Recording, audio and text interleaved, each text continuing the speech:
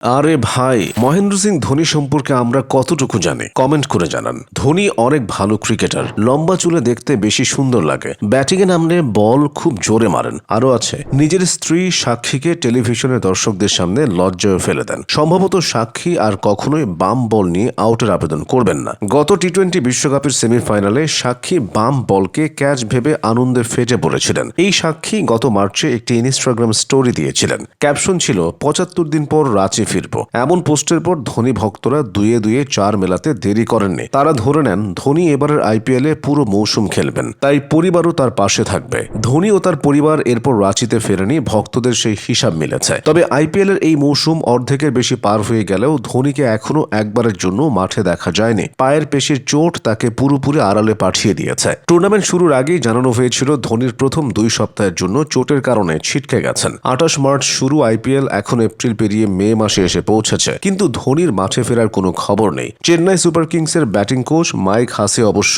সর্বশেষ আপডেট জানিয়েছেন। শুক্রবার তিনি সাংবাদিকদের বলেন, ধোনির সমস্যাটা এখন শুধুই দৌড়ানো নিয়ে। হাসি বলেন, আমি জানি ও নিজের দৌড়ের গতি বাড়ানোর চেষ্টা করছে, আর এটা এখন মূল বাধা। ব্যাটিং বা উইকেট কিপিং সে করতে পারবে, কিন্তু ইনিংসের শেষ দিকে ১-২ রানের জন্য সে দৌড়ানোর ক্ষমতা ধরে রাখতে পারবে কিনা তা নিশ্চিত হতে হবে। অস্ট্রেলিয়ার সাবেক এই ক্রিকেটার আরও বলেন, পায়ের উপর ভরসা ফিরে পেলেই ধোনি খেলার সবুজ সংকেত দেবে। আমরা সবাই তার জন্য অপেক্ষা করছি।